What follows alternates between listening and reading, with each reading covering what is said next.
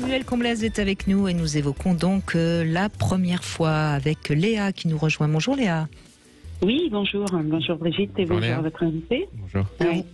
Vous aviez 16 ans aussi, je crois, la première fois, comme Emma. Oui. Ouais, moi j'avais 16 ans aussi.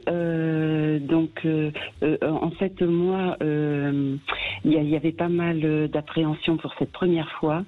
Faut dire que je suis d'origine africaine, d'Afrique noire. Il y avait le côté un petit peu sacré par le don de la virginité, par l'ascendance où en fait la première fois était réservée au mariage, voilà, et puis ensuite par l'éducation, la crainte d'être enceinte et de se retrouver mère célibataire, quoi. C'est là où on voit bien le poids de la culture, de sa culture. Oui, complètement, ouais. Ouais, même si on a été élevé pas mal à la française, je dirais, parce que moi, mes parents avaient vécu en France très longtemps. Et puis d'ailleurs, je suis revenue après. On est revenu, mais enfin bon. Mais donc, ça avait été le cas pour votre mère, je suppose. Votre mère a connu sa première fois, comme vous le racontez. Et donc forcément, ça induit chez vous un peu de cette croyance-là. Tout à fait, ouais. Alors la croyance, pour moi personnellement, non, mais dans l'éducation et dans l'environnement où je vivais là-bas, c'était important, ouais. Mais bon, moi c'était pas mon truc de toute façon.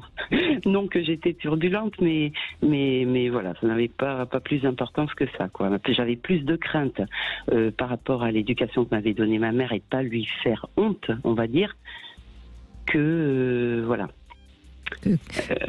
C'est-à-dire qu'au fond, vous aviez pas peur de la première fois, c'était juste peur de décevoir votre mère, c'est ça ? Oui, tout à fait. Voilà, on va le dire comme ça. Ouais, mais c'est parce qu'elle vous avait expliqué ce que c'était qu'une première fois ? Elle vous avait permis d'imaginer ? Justement, non. J'avais pas d'initiation, alors pas spécialement de communication à ce sujet avec ma maman parce que c'était peut-être un peu tabou, je sais pas. On n'abordait pas le sujet. On avait un grand écart de génération. Ma maman m'a eu à 43 ans. Voilà. Et moi toute seule, je n'ai pas eu d'initiation non plus par le biais de la masturbation ou autre. Et en vérité, j'étais pas dévergondée, quoi. Enfin, j'étais pas.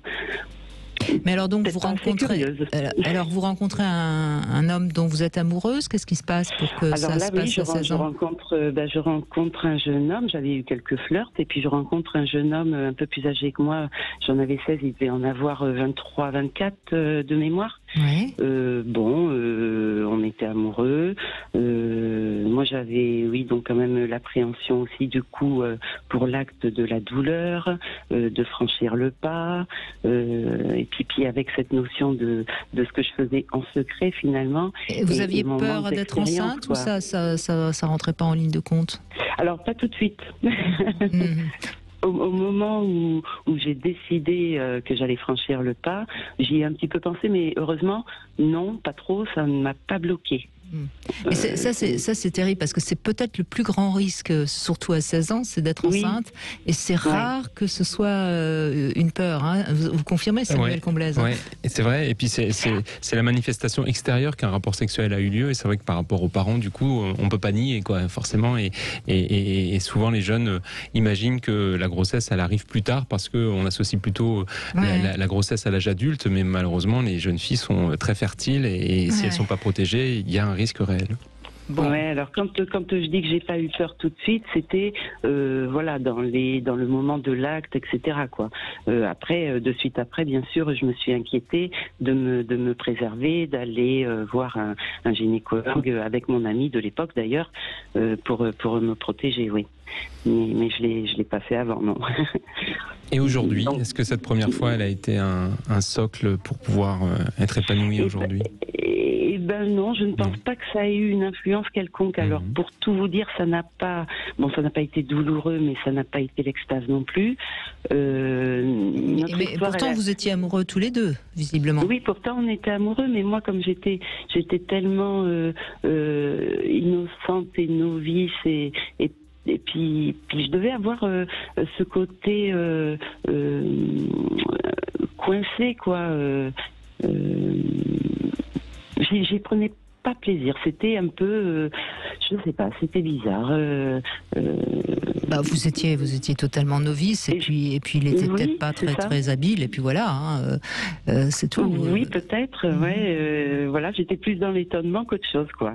Et puis mon autre histoire, elle a pas duré parce que finalement, je devais m'en aller pour rentrer ici. Donc voilà, ça a été assez bref notre relation. Et c'est plutôt par la suite que j'ai eu d'autres premières fois qui étaient bien plus intéressantes et bien plus amusantes et où j'ai pris plus de plaisir, etc. quoi. Mais vous voyez, c'est intéressant ce que vous venez de dire parce que vous dites que cette première fois finalement, elle a pas tant d'importance que ça et on voit bien, il s'est pas passé tant de choses que ça, quoi. Comme si ce qui se passe la première fois va être marquant si il y a quelque chose de marquant, si c'est bon, ben voilà, ça a été dégrossi, si je puis dire. Et puis je trouve intéressant que vous dites. Et puis vous dites aussi, il y a eu plein de premières fois. C'est à la fois drôle et intéressant parce que ça veut dire qu'à chaque fois vous vous êtes réinventé, que vous avez su faire table rase et copie blanche à chaque fois et que voilà, vous avez considéré que c'est aussi la façon peut-être de se considérer dans cette première fois qui fait que c'est la première fois. On a beaucoup parlé depuis le début de l'émission. Est-ce qu'il faut pénétration, pas pénétration? Enfin, chacun va aussi considérer et définir cette première fois en fonction de ce qu'il est, de ce qu'il a envie, du choix du partenaire, etc. Et je trouve très, très intéressant que vous puissiez dire il y a eu plein de premières fois. Peut-être qu'à chaque fois, c'est une première fois, en fait. C'est peut-être ça qui est beau. À chaque fois qu'on rencontre quelqu'un de nouveau, en tout cas, c'est ça qui... Ouais, c'est à ça que je pense. Vous avez raison. Vous avez raison. Voilà, chaque nouveau partenaire ou nouvelle partenaire, ça redémarre parce que de toute façon, on doit se réinventer, on doit s'adapter. Enfin, oui, vous avez raison. C'est une belle manière de voir la sexualité, Léa. Et oui. Et alors, actuellement, d'ailleurs, après une vie maritale banale, entre guillemets, peut-être aussi du fait de mes hormones qui travaillent, à cause de la préménopause, etc. Je sais pas, j'ai un flirt avec quelqu'un depuis quelques mois, et on attend cette première fois qui ne se passe pas encore pour diverses raisons. Et on attend cette première fois qui à mon sens, promet d'être mémorable. Parce que je sens déjà que ce sera différent de plusieurs relations que j'ai déjà connues par ailleurs. Oui, et puis en plus, vous y mettez tout ce qu'il faut pour qu'elle soit mémorable, puisque vous... Là, oui. Là, c'est très rigolo.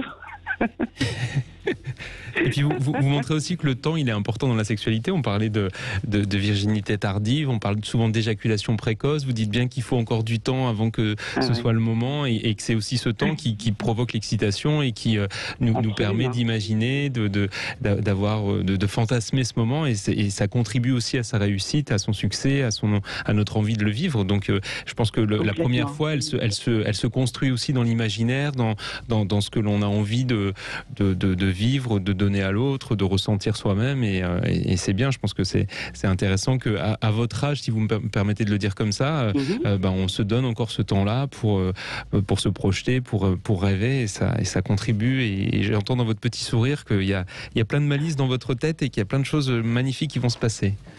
C'est tout à fait ça. Et en plus, avec l'époque qu'on vit actuellement, on est tellement ralenti dans notre activité que finalement, prenons-le ce temps. Exactement. Et on a toujours envie de faire les choses très rapidement. Les choses. Oui, exactement. Et apprécions les choses. Vous avez raison. Bravo. Ouais. Merci. Eh bien, merci de votre témoignage, Léa, qui est évidemment très différent de celui d'Emma.